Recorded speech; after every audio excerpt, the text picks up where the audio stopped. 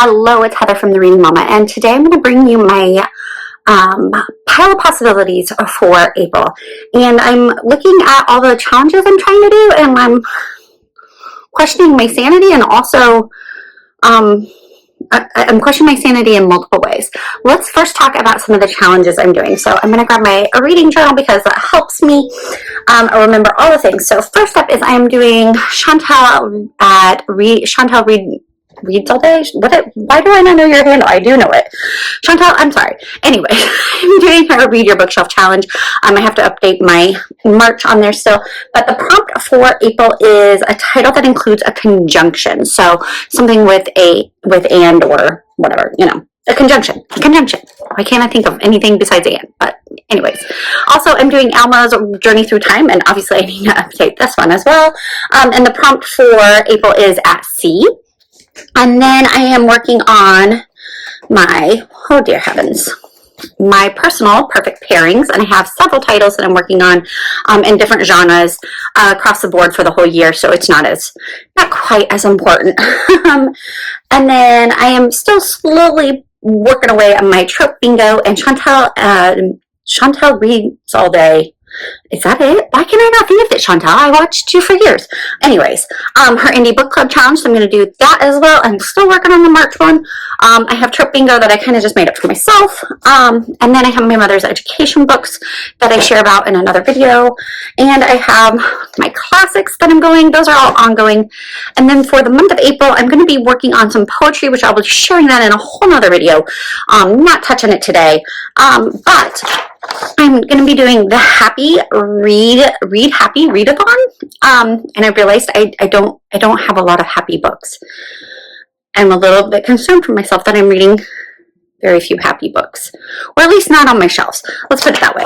I mean, they are happy, but they wouldn't necessarily be classified as happy, and I'm struggling with that one. And then also I'm going to be doing, so the Happy Readathon is from M at M's Books Are Everywhere, Lucy at the Lucy Chronicles, Jeanette at Jane Reads, and Alma at Alma's Book Journey.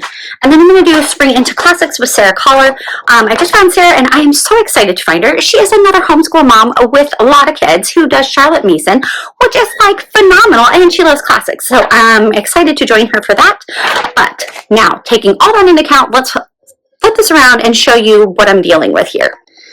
So I started pulling books, and I realized I don't think any of them would really classify as a happy book. I don't know for sure, but I don't think any of them are happy. And I'm a little concerned for myself that none of these books are happy. But I digress. So this is just my chaos of planning today. So let's start at the beginning. Let's do Chantal's Indie Book Club Challenge. It's The Betrayal of Eden. I read this earlier this year because I was part of Erin Phillips' Street Teams for book 2 of this series, and they are phenomenal. Let me just tell you, I absolutely loved them. This is a Count of Monte Cristo retelling, gender swapping fantasy, dark fantasy retelling. It's got all the things. It's dark academia if you're into that. This is you grow with the character as you do with Count of Monte Cristo, and so you start with Eden at the very beginning, and she is young and naive and innocent, and all the things that Edmond Dantes is at the beginning of Count of Monte Cristo, which I am currently reading, which was not on the bed because it's a mammoth book, and it's heavy, so I don't carry it around a lot. But anyways, this is a great retelling. I really was angry at the characters. Like, Erin just does a really great job with character. I've read her to zero right now. She has 4 books out, well, soon to be 4, and it is just phenomenal. I will tell you, it ends on a major cliffhanger. You will want to pre-order Hunt of Calypso Book 2 to have as soon as it's out April 24th, because the cliffhanger on this is like diabolical. But I really did enjoy this story because we follow Eden, who is a young girl born on the wrong side of town. She's very poor. She's trying to move her way up in society through various means. And then you also follow Hunter, who he's not got an easy life. His dad went into debts. He's now an indentured servant, and he works for just an abysmal family. And you find out some secrets that's going on. This does have magic, so if you are not into magic, this may not be the book for you, but I highly, highly recommend it. I really do love it. And book 2, Hunt of Calypso, pre-order. Buy it when it comes out. It is also phenomenal. I can't show you anything because the book,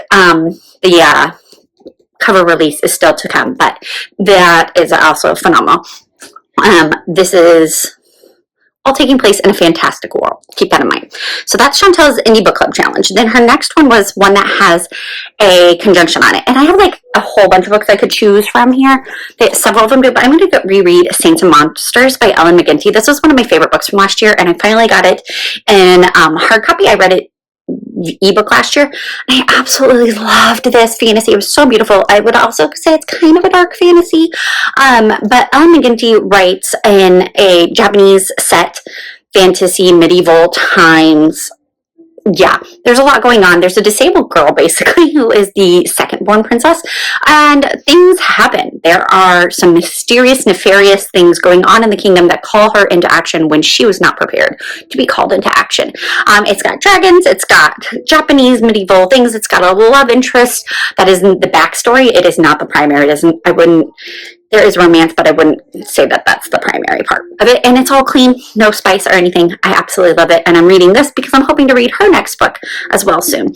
So I'm just going to keep going through my indie books because I've got a lot of indie books that I'm reading right now. These are books that I'm hoping to read just because they're indie books that I enjoy. So Sea of Sorrows is the next installment in the, what is this called?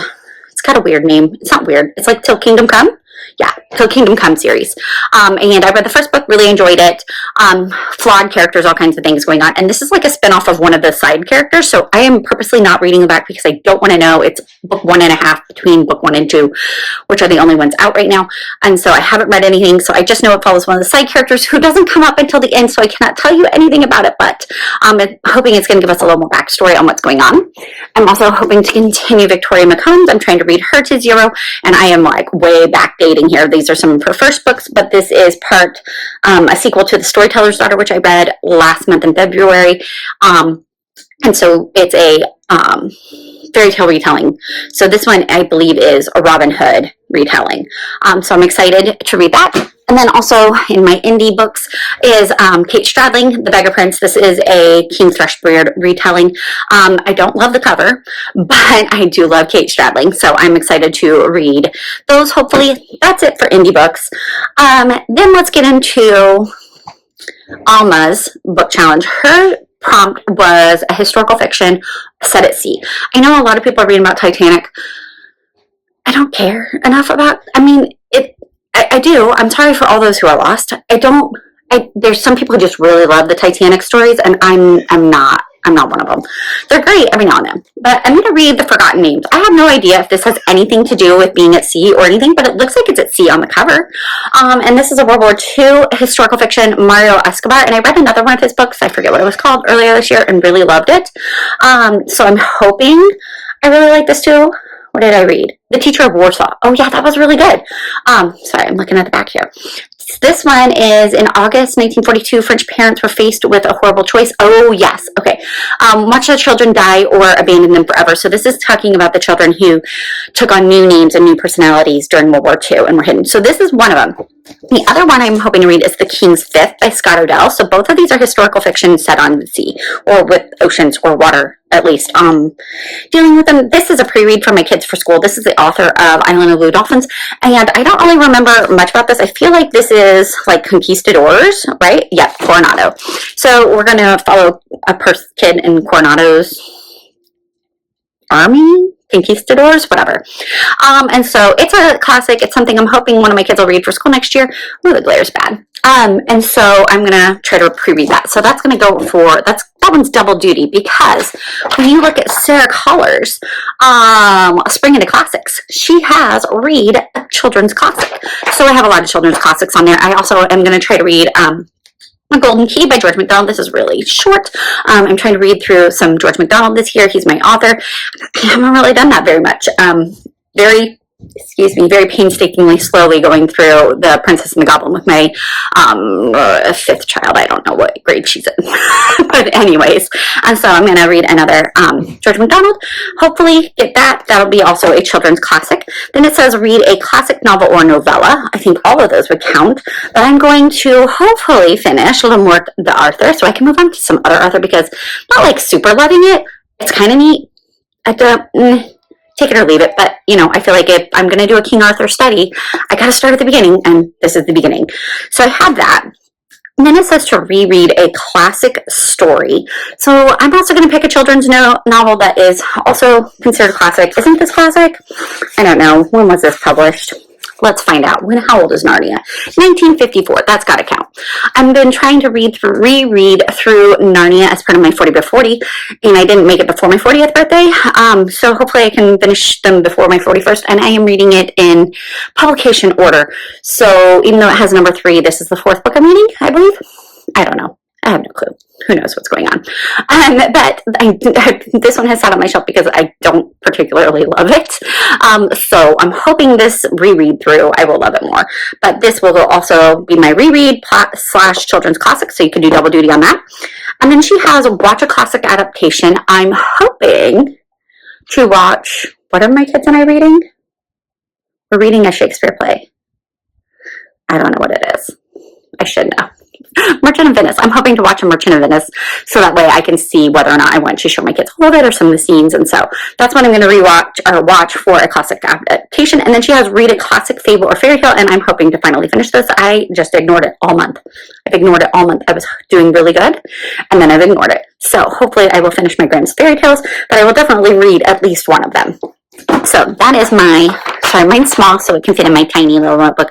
My Spring into Classics with Sarah Collar. So that brings us to Read Happy. I don't have happy books. I was looking for a book that has a cozy setting, and I thought, these are all kind of intense settings. I don't know about that one. Beautiful scenery. Definitely this one. It also has a beautiful cover, but it is just the medieval Japan, the village and town and kingdom, and it's just beautiful. I really loved it. Let's see here. And then it says delicious food. I'm not sure. This is like the 3rd or 4th food prompt on a bingo thing that I'm like, is there food in books? I just don't notice it. I do not notice any of the food. So I'm thinking King Arthur is going to have some food. There's got a lot, like they have feasts and stuff, so that might count. I don't know that the death of Arthur is going to really be counted as a happy story. But, you know, hey, kindred spirits, I'm hoping maybe in here. Definitely got some kindred spirits going on in here. The rest of them, it's kind of, we'll see. We'll see. There might be, then it says community. And I feel like there's a lot of different ways you can view community. And so I'm not going to pick a specific book. This is going to be a as I read, I find it, because it depends what you consider community. I'm feeling like this is going to definitely have some community. This will have community, but you know, I won't know until I read it. Then it has pet companion. I don't know, y'all. I don't know. Is there? I don't know. I don't know. I mean, there's a horse in his so maybe this will be pet companion. Maybe the horse and his boy is going to like really pull the weight on all of these challenges for this month. And then it has favorite hobby. I like to sew. I like to paint. I like to draw. I like to read. So I'm sure in one of these books, there's some of that somewhere. I don't know. Maybe. So again, going to find it. And then the very last one was a happy ending. And I'm like, well, I don't want to tell you which one has a happy ending. Because some of them do and some of them don't. And some of them I'm not sure, but I'm guessing probably do. Like, I'm going to guess that this probably has a happy ending. It's Robin Hood. But then my kids and I read a Robin Hood, and the epilogue, he got shot and died from poisoning. And it was like, what just happened? So we're gonna assume that Thrushbeard is this is gonna have a happy ending, right? I don't know. But yeah, so I'm a little concerned for my mental health because I'm not sure how many of these books would be considered happy. Other books that are on my list for my perfect pairings. I need to finish The Hideous Strength. And I know this is not a happy book. And maybe, I don't know. I really just have hated the series. Why am I forcing myself to continue? But I want to finish it. I want to finish the whole series. I like science fiction. I did appreciate Out of the Silent Planet better the second time through. Didn't really love Paralandra, but you know, I think if I went through it again at a different time in life, I might like it. So yeah, I might like Hideous Strength. It's on my list, hopefully to get to. everything that's sad is untrue. Well, that's definitely not, I don't know about that for happy. So I'm hoping to read this. This is in part of my perfect pairings for various things. And then I have Tales Before Narnia, The Roots of Modern Fantasy and Science Fiction. This is a nonfiction fiction because it has like commentary about different stories, and then it has these little sections of stories like the Snow Queen and things like that. And I'm like using it as a nonfiction to pair with my fiction for my perfect pairings, if that makes sense. If you've looked at my challenge, I'll link it below if you're interested. It's weird, I know, but it's how I read. And so that's one of my nonfictions on there. So we'll see. Yeah, the happy one has me concerned. Classics, great, loving it. Like I said, I'm also in the middle of Count of Monte Cristo. I would love to say I'd finish it in April, and it would count for some of these things, but it's a mammoth book. It's a lot. It's a lot going on. I'm getting stressed every time I read it. I started watching the new PBS Masterpiece Theater Count of Monte Cristo last Sunday night. It stressed me out more. So yeah, there's a lot going on here. But those are my April pile of possibilities. I guess my question is, what are some happy books with food and pet companions that I might like? Because really cute and cozy books are just not my thing. I really like the intense things going on. I don't know. Maybe I should read One More Abby again, because that's cozy. It has food. One More Abby would fit. I don't know that I really want to. I'm not in a place to reread it right now, so I don't know. Here, maybe we can kind of count this as a happy book in the end, because it's King Arthur. Yay! He makes me happy. Does that count? He might not make everybody happy with all the death and slaying and violence, but I like it. So anyways, that's what I'm reading in whatever month this is, April.